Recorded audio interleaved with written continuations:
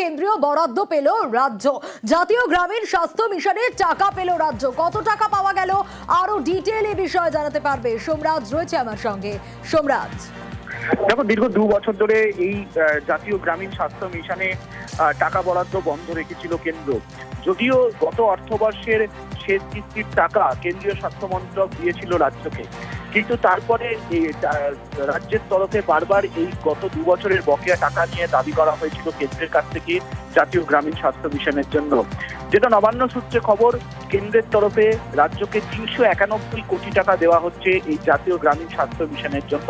ইতিমধ্যেই সেই টাকা দেওয়ার জন্য অনুমোদন কেন্দ্রীয় স্বাস্থ্য মন্ত্রকের তরফে নবান্নকে দেওয়া হয়েছে বলে সূত্র মারফত জানা যাচ্ছে। গ্রামীণ স্বাস্থ্য ব্যবস্থার পরিকাঠামো, সুস্বাস্থ্য কেন্দ্র সহ একাধিক ক্ষেত্রে এই কেন্দ্রীয় বরাদ্দ ব্যবহার করা হয়। ইতিমধ্যে কেন্দ্রীয় স্বাস্থ্য মন্ত্রকের তরফে চিঠি দেওয়া হয়েছে রাজ্যকে, খুব শীঘ্রই রাজ্যের কোষাগারে এই অর্থ আসবে এবং রাজ্যের প্রশাসনিক মহল মনে করছে দীর্ঘ 2 বছর ধরে যে এই প্রকল্পের টাকা কেন্দ্র আটকে রেখেছিল, এবার থেকে রাজ্য মনে করছে যে গতানুগতিক অর্থাৎ যে প্রক্রিয়ায় টাকা পাওয়ার কথা কেন্দ্রের থেকে, সেই প্রক্রিয়ায় এই খাতে কেন্দ্রের থেকে টাকা পাওয়া যাবে। বেশ,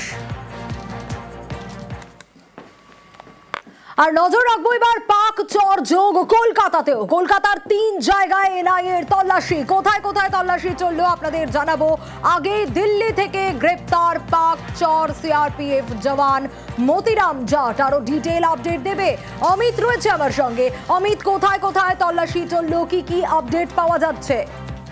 দেখো, ধৃত সিআরপিএফ জওয়ানের সূত্র ধরেই কলকাতার পাশাপাশি পার্শ্ববর্তী রাজ্য আসাম এবং অন্যদিকে দিল্লি, গুজরাটেও কিন্তু অভিযান চালানো হয়েছে ন্যায়ের তরফে।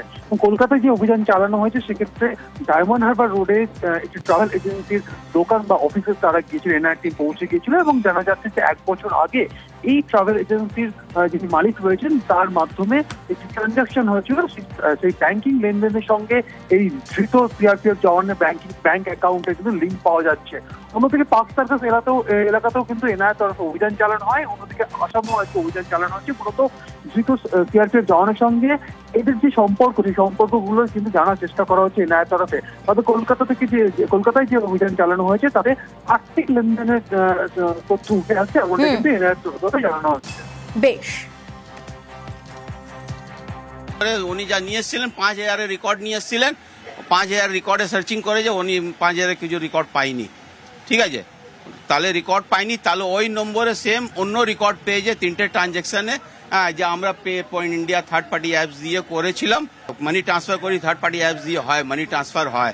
ঠিক আছে, ও টাকা নেয়, আমিও টাকা নেই, সব মিলিয়ে কাজ হয়। তাহলে ওই 3টে ট্রানজ্যাকশন হয়েছিল থার্ড পার্টি অ্যাপস দিয়ে, বাস আর কিছু নেই। 3টে মোবাইল আর একটা ল্যাপটপ নিয়ে গেছে আর আমাকে বলে যে 11টার সময় মানডে আসতে হবে আপনাকে রাজারহাট। হ্যাঁ, তাহলে আমি যাবো, নিশ্চয়ই যাবো।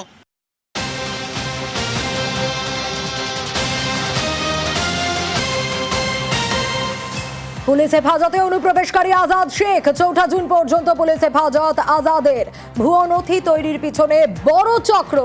আজাদকে আরো জেরার প্রয়োজন বলে পুলিশের দাবি। 4 জুন পর্যন্ত পুলিশ হেফাজত আজাদের। পুলিশের আবেদনে সারা আলিপুর আদালতে বাংলাদেশি অনুপ্রবেশকারীকে পুলিশ হেফাজতের নির্দেশ।